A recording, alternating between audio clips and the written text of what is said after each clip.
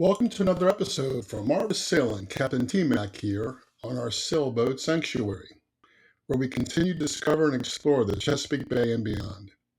It's winter here in Virginia, summer has fled, and we sailors are stuck in the doldrums. But to coin a phrase from Shakespeare, now is the winter of my contentment. I want to thank all of our patrons, subscribers, and passerbys for checking in and following us as we continue to evolve on many fronts, especially with video production being one of them. So let's begin.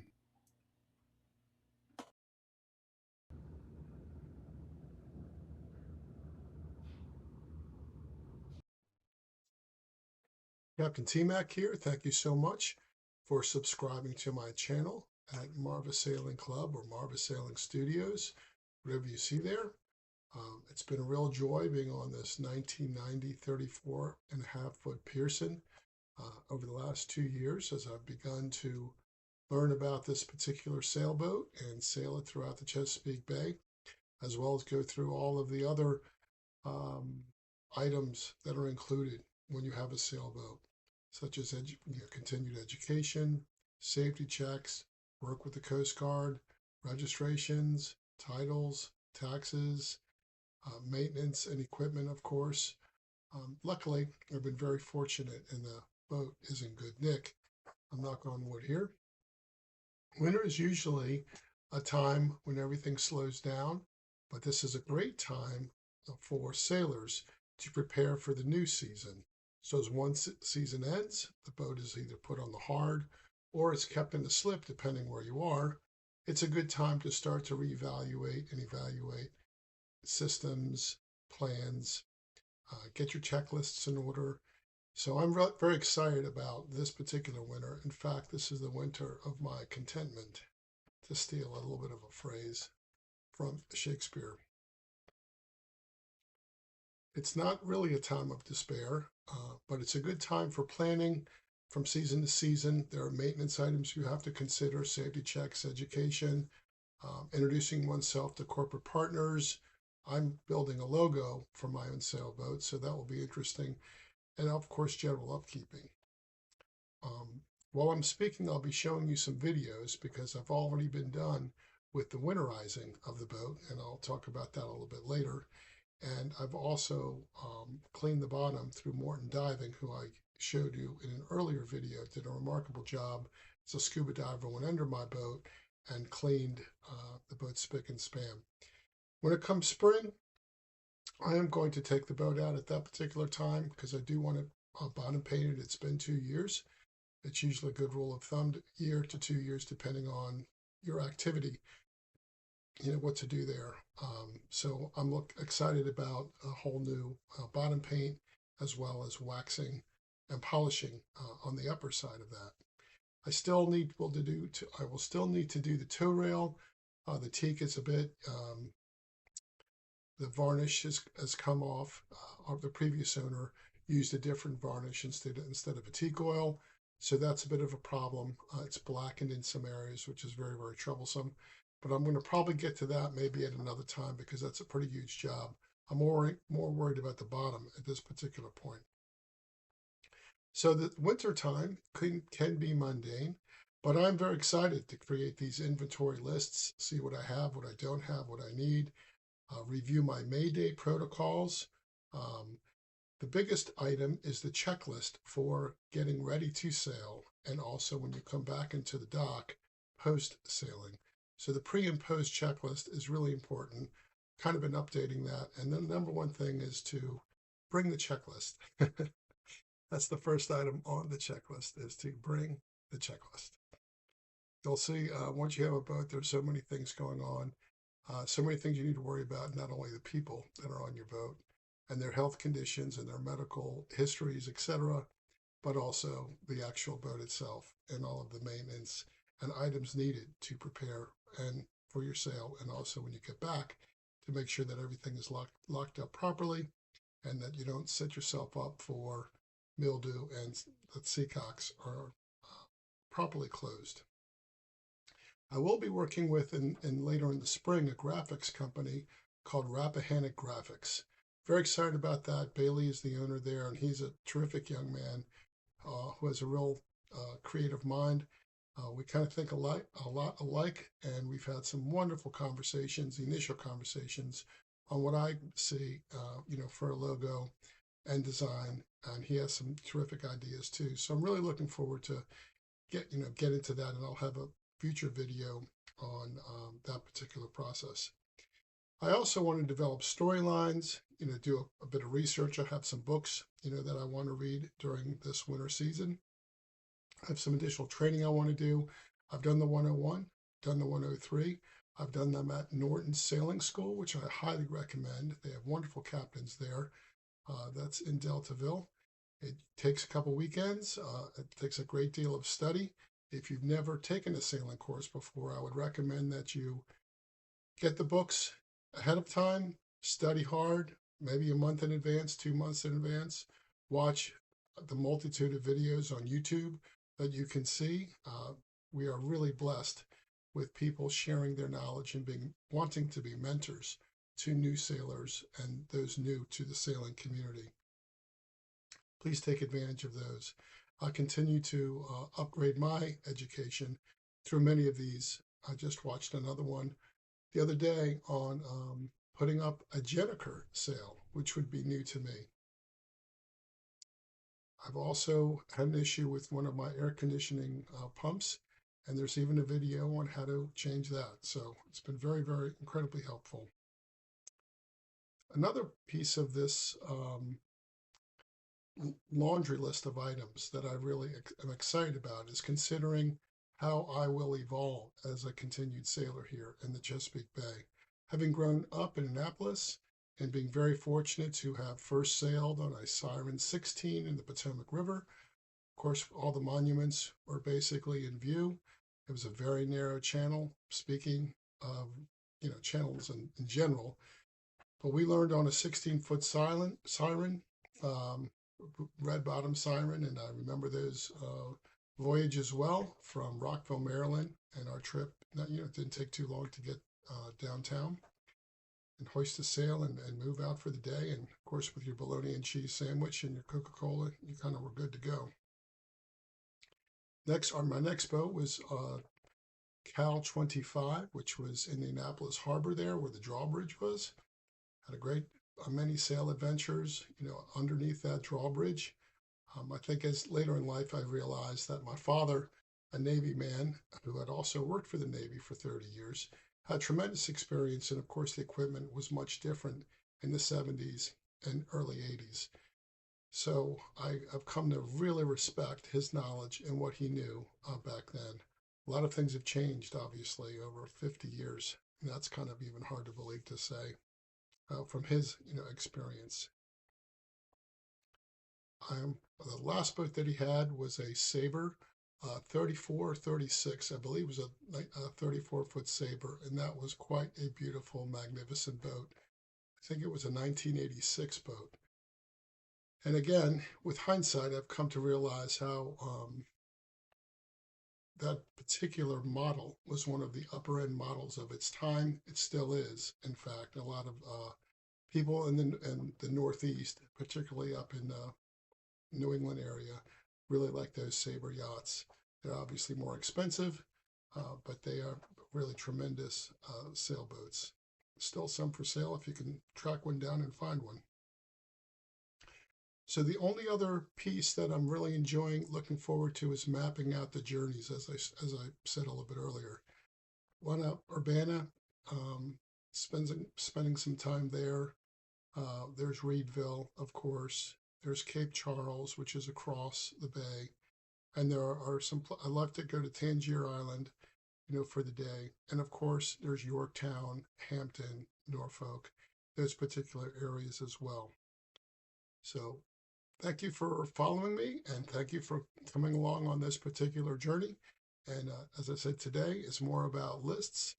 I'll post the checklist for you in Word so that you can change it for yourselves if you need to. And I'll just share some pictures and images of the winterization process and some of the other items that I'm doing. Maybe you'll have seen them as I continue talking through this video. Again, thank you for subscribing.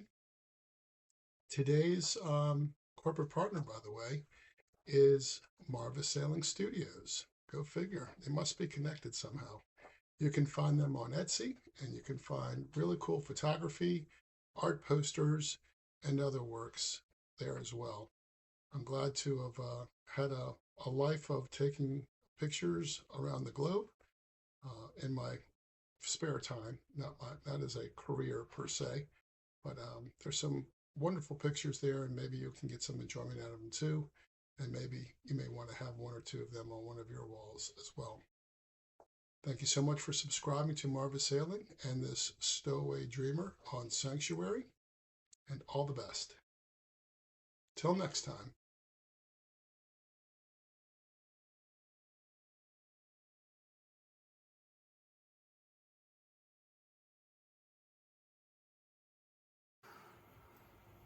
Now for the bilge, there's always a wonderful pleasure. You open up your bilge and it's bone dry basically. I just sprayed, again, some white wine vinegar just to get some of those particles up. I've got my handy wipes here, which I'll be using to clean a little bit of that up. Looks beautiful. See the other piece.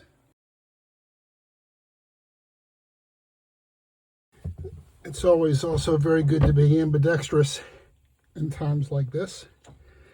So we cleaned it out. It's still got some corrosion on there, but it is amazing what white wine vinegar does. How it attacks corrosion and the like.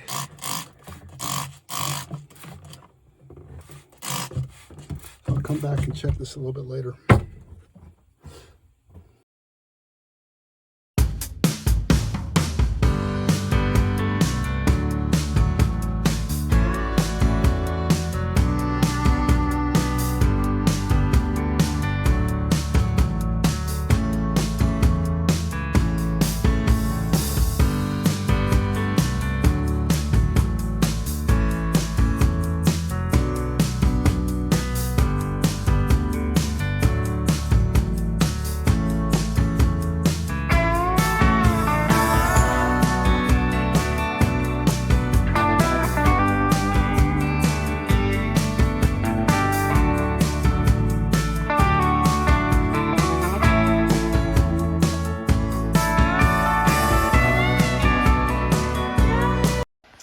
Alright, I'm going to try to use apple cider vinegar, a little bit of Dawn, and some warm water, as they say. These are very grimy. This is beautiful teak wood.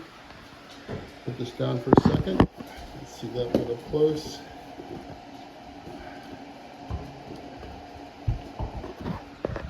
This is the cockpit table. Put this down one more second. There you go. Doesn't look so bad actually. That part looks pretty darn good. Of course, that's the bottom. And that's a pretty grimy area on the top. And I have teak oil as well. And we'll see how this comes up.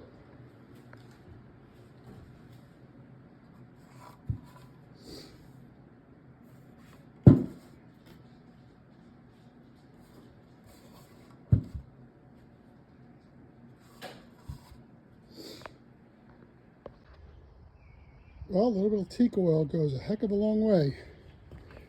Looking pretty sweet here. I'll turn it around a bit. After washing it through, it drying out for about 4 hours. Wow, look at that. That is looking pretty darn sweet.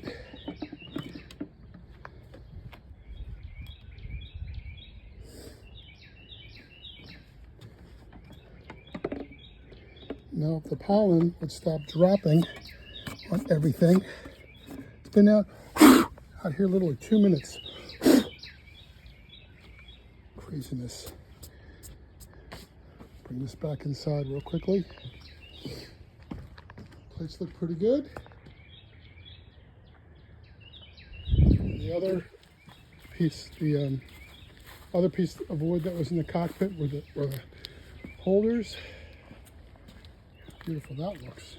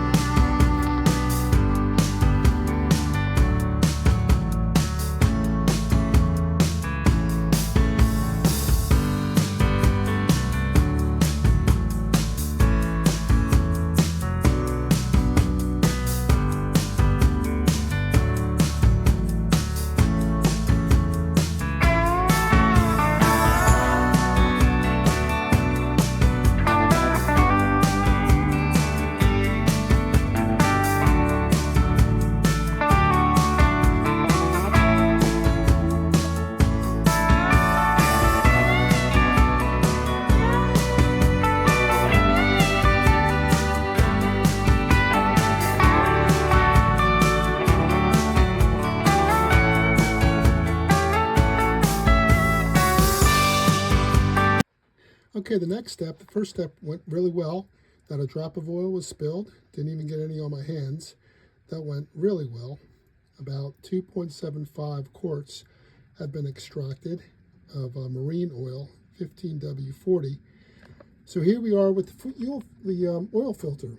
So this oil filter will then be taken off. So here's the clamp. This uses leverage.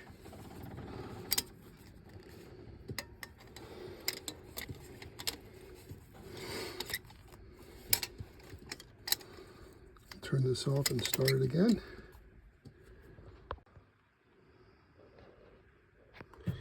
And here it comes.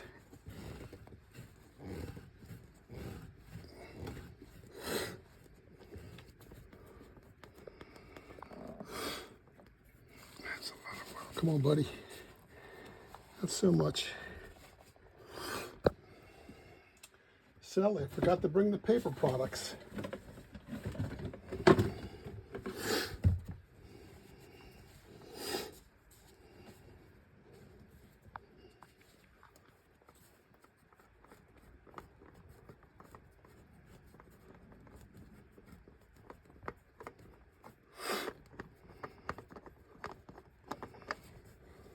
Here we go.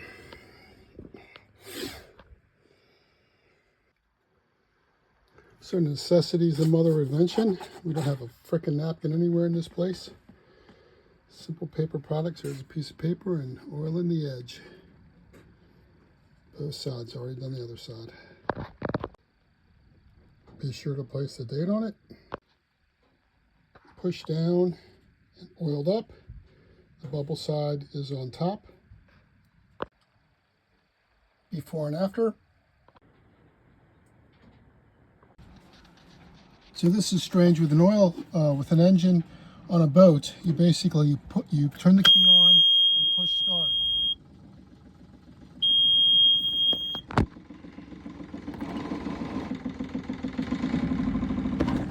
And you push the accelerator a little bit forward. This is the accelerator. And you see water coming out of the back. Oh.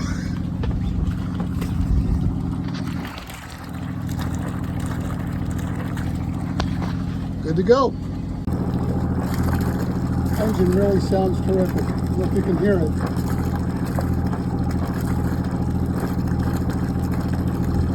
That's beautiful. 35-year-old boat.